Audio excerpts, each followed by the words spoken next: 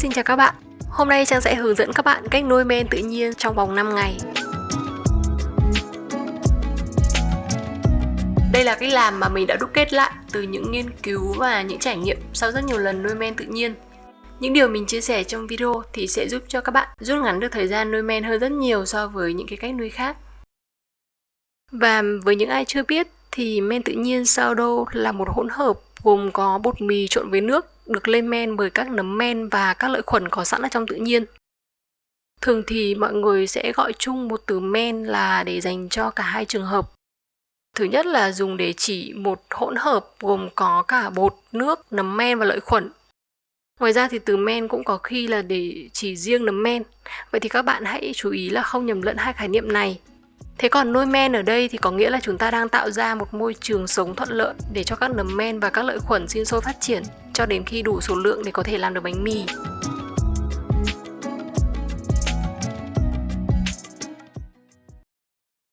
Đầu tiên là mình cần chuẩn bị các nguyên liệu và dụng cụ như sau. Thứ nhất là bột lúa mạch đen nguyên cám.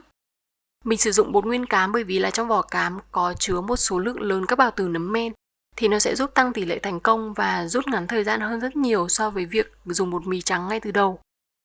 Các bạn cũng hãy chú ý đọc thành phần, không nên dùng các loại bột mì đen mà đã được trộn thêm các thành phần khác, bởi vì mình thấy là có rất nhiều bạn đã mua nhầm bột rồi và nuôi men thì mãi vẫn cứ bị hỏng, thế nên là các bạn hãy nhớ lưu ý điều này. Thứ hai là nước tinh khiết đóng chai. Mình sẽ đi mua một chai nước lọc chỉ phục vụ riêng cho việc nuôi men. Không nên dùng nước máy bởi vì có chứa clo thì sẽ làm chết men. Và cũng không nên dùng các loại nước mà mình không kiểm soát được là ở trong đó có lẫn tạp quần hay không.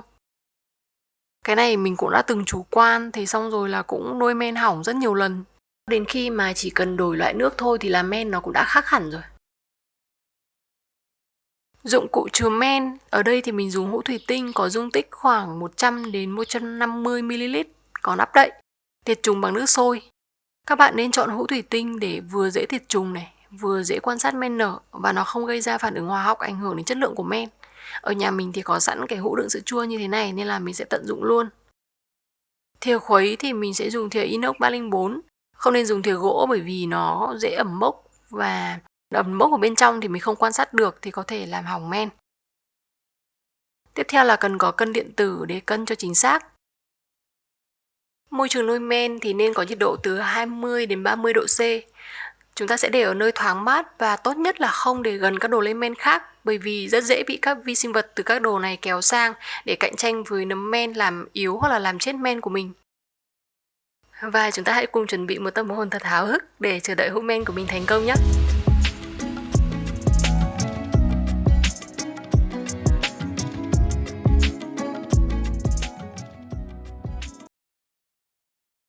Trước hết là mình sẽ cân hũ đựng men trước.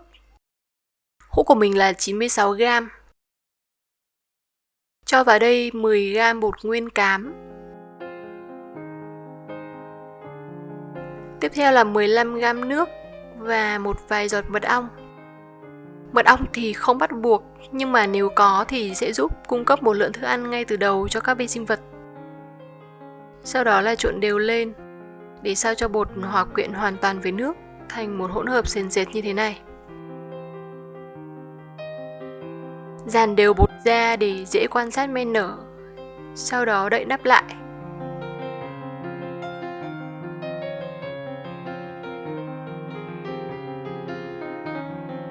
Và đánh dấu vị trí bột để quan sát xem là bột có tăng thể tích hay không. Bây giờ là 15:30 của ngày thứ nhất. Mình sẽ để men vào một góc thoáng mát. Khi mà chúng ta trộn bột với nước như thế này thì sẽ tạo ra một môi trường thuận lợi để cho các vi sinh vật có sẵn ở trong nguyên liệu bắt đầu hoạt động và cạnh tranh với nhau. Hệ vi sinh vật ban đầu thì gồm có các nhóm vi khuẩn sinh lactic này, các loại nấm men và các vi sinh vật có hại. Bây giờ thì mình sẽ chờ 24 giờ sang ngày hôm sau.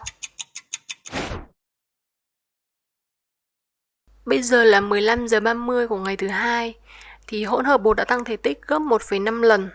Có những cái lỗ khí nhỏ li ti xuất hiện và có mùi thơm nhẹ của rượu và có cả mùi hơi chua nữa. Có nghĩa là các vi sinh vật đã sinh sôi và phát triển.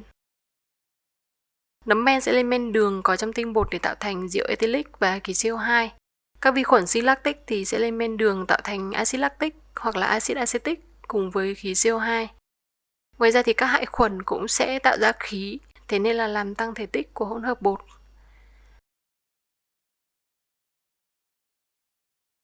Bây giờ thì mình sẽ khuấy cho xẹp bong bóng khí xuống. Sau đó thì tiếp tục để cho axit sinh ra nhiều hơn để làm hạ pH xuống tới mức bằng 4. Bởi vì là ở mức pH khoảng độ bằng 4 trở xuống thì hầu hết các hại khuẩn sẽ bị tiêu diệt. Các nấm men chịu axit và chịu cồn kém thì cũng sẽ bị tiêu diệt theo để nhường chỗ cho các nấm men và các lợi khuẩn có tính chống chịu tốt.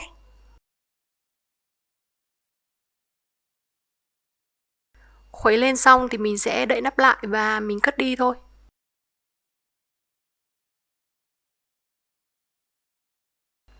Đến 10 giờ 30 tối, trước khi đi ngủ thì mình kiểm tra hũ men thì thấy là hỗn hợp đã tăng thể tích gấp khoảng 2,5 lần. Có mùi rất là thơm, chứng tỏ các vi sinh vật đang hoạt động tốt. Bây giờ thì mình sẽ đậy nắp lại và chờ đến sáng ngày hôm sau.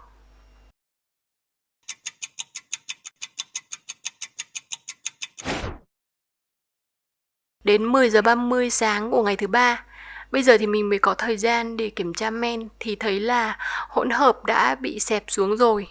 Có mùi thơm của rượu nhiều hơn này, có mùi chua do axit nữa. Và bây giờ thì mình sẽ cho men ăn. Mình bỏ bớt men ra và giữ lại trong hũ 10 gram men. Lúc đầu thì mình đã cân cái hũ thủy tinh này là 96 gram, cộng thêm 10 gram men thì tức là tổng cộng là 106 gram. Sau đó cho thêm 10 gram nước, 10 gram bột nguyên cám rồi khuấy đều lên để cho hỗn hợp hòa quyện. Thì cái việc này gọi là việc cho men ăn. Cho men ăn có nghĩa là chúng ta sẽ làm mới lại môi trường sống của nấm men và lợi khuẩn.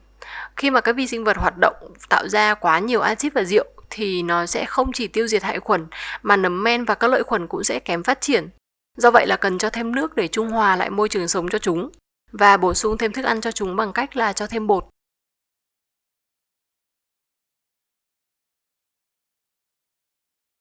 Cho men ăn xong thì mình cũng đánh dấu vị trí của hỗn hợp và chờ men nở. Đến 9 giờ tối, trước khi đi ngủ mình kiểm tra men thì thấy men nở gấp 3 lần sau 12 giờ cho ăn. Mình sẽ không làm gì lúc này mà cất men đi để cho các vi sinh vật tiếp tục hoạt động và sẽ chờ đến sáng hôm sau.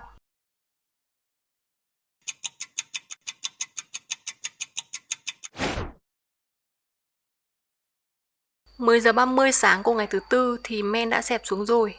Mình thấy có mùi thơm của rượu, lúc này rất là rõ rệt và mùi chua của axit cũng rất là đậm đặc.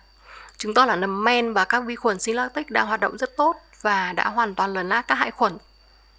Bây giờ thì mình sẽ cho men ăn. Mình cũng bỏ bớt men ra và chỉ giữ lại 10 gram men. Sau đó thêm 10 gram nước rồi khuấy cho men và nước tan đều vào nhau. Tiếp tục thêm 10 gram bột nguyên cám.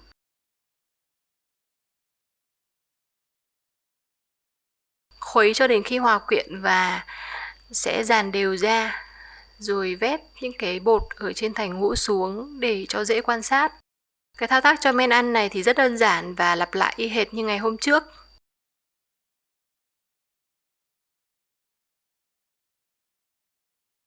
Mình cho men ăn lúc 10 giờ 30 sáng thì đến 2 giờ 30 chiều men đã nở gấp 3 lần. Nếu như mà hôm qua phải cần tới 12 tiếng để men nở gấp 3 lần thì hôm nay chỉ cần có 4 tiếng. Và với cái tốc độ nở nhanh như thế này thì có nghĩa là men đã khá là khỏe rồi. Do đó mình không cần chờ đến 24 tiếng mới cho ăn nữa mà mình sẽ cho men ăn ngay khi mà men nở đến cái mức thể tích tối đa. Đến 4 giờ 30 thì men đã nở gấp 4 lần sau 6 tiếng cho ăn. Và men có dấu hiệu nở đến mức đạt đỉnh khi mà cái bề mặt hỗn hợp men phồng lên và nó tạo thành vòm như thế này. Men sẽ duy trì ở trạng thái này trong khoảng độ 2 tiếng đồng hồ, sau đó thì nó sẽ bắt đầu xẹp. Các bạn hãy nên cho men ăn trước khi men bắt đầu xẹp xuống. Tại sao lại cần cho men ăn tại thời điểm này? Bởi vì là men đã tương đối khỏe. Nấm men và lợi khuẩn lúc này đã đủ số lượng lớn để mà có thể cạnh tranh với các hại khuẩn. Do đó là mình không cần để lâu để chờ cho axit sinh ra nhiều để hạ pH xuống thấp như là 3 ngày trước nữa. Và cái môi trường của hũ men thì sẽ cần phải được làm mới liên tục, không để cho pH hạ quá thấp, bởi vì sau đó thì men sẽ được trộn với bột để làm bánh này. Nếu như mà cái pH của khối bột mà thấp hơn 5 ấy thì nó sẽ làm cho gluten bị yếu đi và dẫn tới khó nhồi bột cũng như là hỏng kết cấu bánh và có thể làm cho vị bánh bị chua nữa. Mình đã có một video nói về những cái lưu ý khi nhồi bột, trong đó thì độ pH cũng là một trong những lưu ý quan trọng. Nếu như mà bạn nào chưa xem thì hãy tìm video này trên kênh của mình và xem nhé.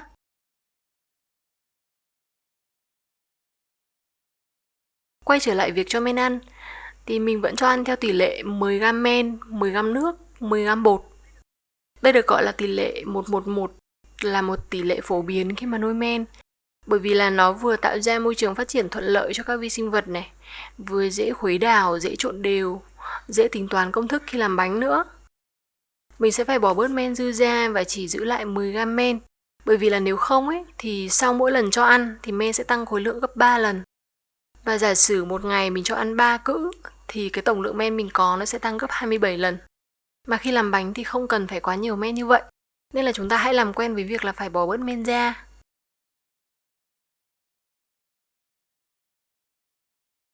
Bây giờ là 10 giờ 30 tối, trước khi đi ngủ, mình kiểm tra thấy là men đã nở gấp 4 lần và có dấu hiệu đạt đỉnh rồi, nên mình sẽ cho men ăn luôn. Như vậy thì đây là lần thứ 3 mình cho men ăn trong ngày hôm nay. Do là mình cần làm bánh với bột mì trắng, thế nên là từ lần cho ăn này thì mình sẽ bắt đầu chuyển sang bột mì trắng, tức là mình dùng bột số 13 ấy. Mình vẫn cho ăn với tỷ lệ 1:1. Sau đó thì đi ngủ và chờ đến sáng ngày hôm sau.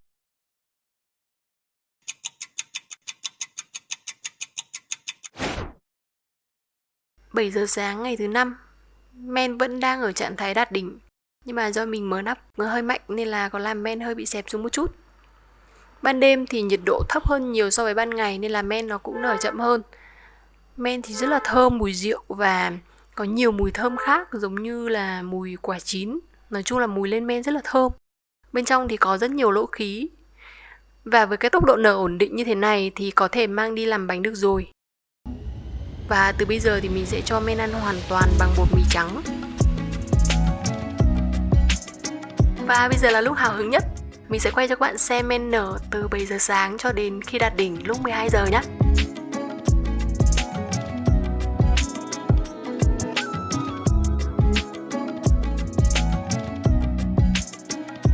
Như vậy là mình đã hướng dẫn các bạn nuôi thành công một hũ men tự nhiên sau 5 ngày. Hũ men này thì đã có đủ dấu hiệu của men khỏe, đó là men nở nhanh và ổn định khi mà ở trong khoảng nhiệt độ từ 22 đến 30 độ C. Mùi thì cực kỳ thơm.